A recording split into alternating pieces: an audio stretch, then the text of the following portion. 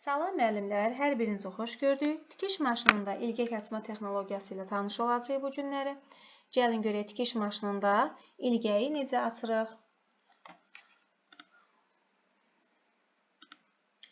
İlgək açma tikiş maşınının texniki keyfiyyətləri və üstünlükləri. Bəli, maşınlar axı bir-birindən fərqlənir. Texniki keyfiyyətlərinə görə, üstünlüklərinə görə. Bəli, hansı ki bu ilgək açma tikiş maşının texniki keyfiyyətləri və üstünlükləri ilə birbaşa əlaqəlidir. İlgək bütün tikiş maşınlarında eyni üsulla adi, ziqzaq şəkilli tikişlə hamar və düzbucaqlı. Bax, burasına diqqət edin müəllimlər. Bütün tikiş maşınlarında düzbucaqlı şəklində, hamar düzbucaqlı şəklində ziqzaqa oxşar tikişlə salınır. Amma kompüter əsaslı tikiş maşınlarında, baxın şəkildə göründüyü kimi, həm düzbucaqlı ola bilir, həm də gözlüklü ilgək açıla bilir. Deməli, dedik ki, kompüter əsaslı tikiş maşınlarının daxilində iş rejiminin elektron idarəetmə sistemi yerləşdiyindən bu maşınlarda sadə düzbucaqlı ilgək və gözlüklü ilgək açıla bilir.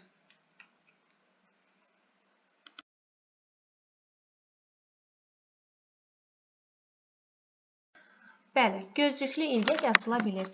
Kompüterləşdirilmiş tikiş maşını belə ilgəkləri bir neçə növdə və ölçüdə açır. Amma biz məişət tikiş maşınında ilgəyin necə açılmasını, düymənin altında ilgək açma üsullarını öyrənəcəyik və onları nəzərdən keçirəcəyik. Müxtəlif tikiş maşınlarında ilgək açmanın müxtəlif üsulları var. İlgək açma bir proses kimi həm avtomat, həm yarım avtomat, həm də əllə yerinə yetirilə bilir. Deməli, ilgək açma necə yerinə yetirilir? Avtomat, yarım avtomat və əllə yerinə yetirilə bilir. Hər üç halda tikiş maşınına ilgək açmaq üçün nəzərdə tutulmuş xüsusi pəncə yerləşdirilir. Bəli, pəncə budur müəllimlər. Xüsusi pəncə yerləşdiririk ilgək açmaq üçün. Əziz müəllimlər, bu slaydda biz nə ilə tanış olduq, nəyi öyrəndik? Dedik ki, ilgək açma tikiş maşınının həm keyfiyyətlərinə görə, texniki keyfiyyətlərinə görə, həm də üstünlüklərinə görə bir-birindən fərqlənir. Tikiş maşınını hamar düzbucaqlı şəklində ziqzaqa oxşar tikişlə ilgək açılır. Kompüter əsaslı tikiş maşınlarında fərqlidir. Həm gözlüklü, həm də düzbucaqlı formasında tikiş ilgəkə oxşar, ilgək açılır, daha doğrusu ilgəkə oxşar yox, ilgək açılır. Kompüterlaşdırılmışlarda isə, kompüterlaşdırılmış tikiş maşınlarında bir neçə növdə və bir neçə ölçüdə aça bilirik. Əsasən bizim bu günləri öyrənəcəyimiz nədir? Məişət tikiş maşınında ilgək necə açılır? İlgək açma bir proses kimi baxsaq buna, həm avtomat, həm yarım avtomat, həm də əllə yerinə yetirilə bilir. Bunların hər üçündə ilgək açmaq üçün xüsusi pəncə yerləşdirilməlidir. Həm avtomatda, həm yarım avtomatda, həm də əllə yerinə yetiriləndə bizə pəncə lazım olur. Bəli, bu şəkildə də gördüyümüz düzbucaqlı formasındadır. Hansı ki, kompüter əsaslı tikiş maşınlarında, yəni kompüterləşdirilmiş tikiş maşınlarında həm düzbucaqlı formasında, həm də gözlüklü ilgək açılır. Tikiş maşınında ilgək açma texnologiyası nədən ibarətdir? Gəlin fikir verək müəllimlər. Məmulat üzərində ilgək açmazdan öncə, ilk öncə biz onu parça kəsiyi üzərində nümunəsini tikirik. Niyə nümunəni tikirik müəllimlər? Niyə birbaşa parçanın üzərinə tikmirik? Nümunədə yoxlayırıq. Gəlin baxaq. Məqsəd sapın qalınlığını, parçanın dartılmasını, ilgəyin ölçüsünü müəyyən etməkdir. Bəli, aydın oldu ki, biz nümunə parça kəsiyinin üzərində həm parçanın dartılmasını, həm sapın qalınlığını, həm də ilgəyin ölçüsünü müəyyən edirik.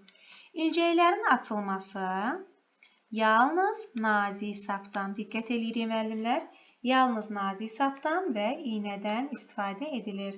Bəli, bu gördüyümüz pəncədir. Hansı ki, bayaq sadaladı, avtomat, yarım avtomat və əllə yerinə yetirilən ilgəklər bu pəncə vasitəsilə açılır. Bu da ki, pəncənin maşında yerləşdirilməsidir. İlcəyin sırıqlanma ilə işlənmə texnologiyası aşağıdakı kimidir? Gəlin, baxaq müəllimlər. Deməli, parça kəsiyi uzunluq lifləri boyunca ikiyə qatlanılır. Deməli, parçanın kəsiyi hissəsi harada? Bax, kəsiyi hissəsi burada, düzdür? Buradır, burada. Bizə nə deyir? Deyir ki, uzunluq lifləri boyunca. Deməli, uzunluq lifləri boyunca biz onu ikiyə qatlayırıq. İçinə ara qatı yapışdırılır və ilcəyin yeri qeyd edilir. Ara qatı yapışdırdıq, harda ilcək açacağıq, onu qeyd edirik. Bütün bunlardan sonra tikiş maşınına ilgək açmaq üçün pəncə yerləşdirilir və üst çapın çəkilməsi azacıq zəiflədilir. Deməli, neynədir? Parçanın uzunluq lifləri boyunca ikiyə qatladıq, ara qatı yapışdırdıq, ilcəyin yerini qeyd etdik, pəncəni tikiş maşınına birləşdirdik. Diskli çevirici açar, bax, bura diqqət edin müəllimlər. Diskli çevirici açar ziqzaq şəkilli tikiş vəziyyətinə gətirilir. Deməli, tikiş maşınında var düz tikmə. Nə bilim, yəni bir-birinin ardıca görünsün deyə bunu ara saxladım. Aha, diskli çevirici açar vasitəsilə biz həm düz tikişi həyata keçirə bilərik, həm də ki, ziqzaq şəkilli və yaxud da ki, hansı ki, bizim tikiş maşınımızın üstünlükləri, belə deyək də, tikiş üstünlükləri hansıdırsa, biz onları həyata keçirə bilirik. Aha. Diskli çevirici açar ziqzaq şəkilli tikiş vəziyyətinə gətirilir. Düz tikişdən gətirdiyi ziqzaq, bəli, ziqzaq tikişinə. Burada tikiş aralarının ölçülərini seçirik. Ölçülər necə olur? Uzunluğu, eni istədiyimiz ölçüdə qoya bilirik. Baxın, uzunluğu götürürük, bax, şəkildə də verib burada. Uzunluğu götürürük 1 mm. Yəni, hər biri 1 mm olacaq. Biri 1, biri 2 yox, hər biri 1 mm uzunluğunda tikəcək. Eni nə qədər olacaq, müəllimlər? Eni 2 mm. Baxın, bax, bu hissəsi 2 mm-dir. Aha, burada qeyd olunub 2 mm. Daha sonra iynə sol vəziyyətdə qoyulur və tikişlər ilcəyin sol tərəfinə salınır. Baxın, müəllimlər, biz axı burada ilgəyi açmaq istəyirik, düzdür? İlcəyin sağ tərəfi, sol tərəfi. Neynədik? Tikiş maşınına sol vəziyyətdə qoyduq. Birinci soldan başlayırıq tikməyə. İynə orta vəziyyətə qaytarılır. Baxın, ikinci, hansı ki, burada orta vəziyyətə qaytarılanda tikişin eni 2 dəfə artırılır. Əgər 2 mm-dirsə,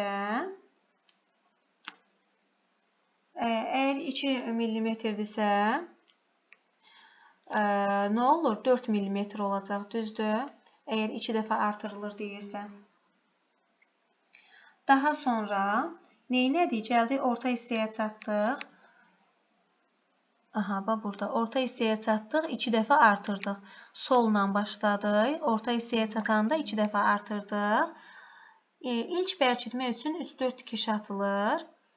Tikiş arasının əvvəlki eni tənzimlənir. Bəli, əvvəlki en nə qədər idi? 2 mm idi. Yenə başlayırıq 2 mm, bax, burada tikməyə, daha 3-cü şəkildə.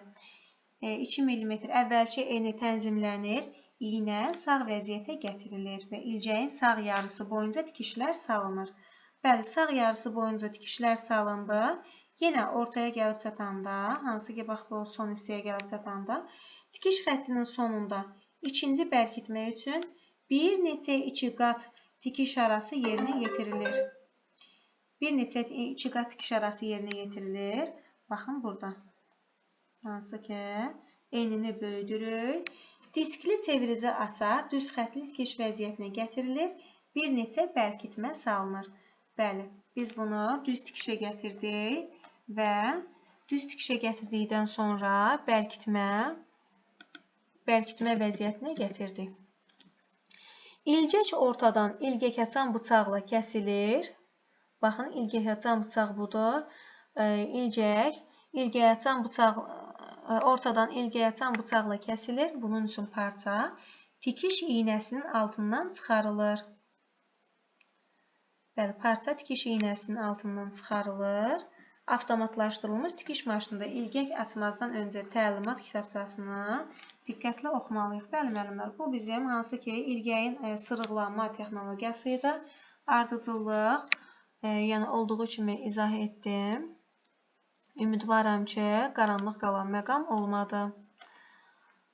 Belə müəllimlər, mövzumuz bu qədər. Ümidvaram ki, normal izah etdim.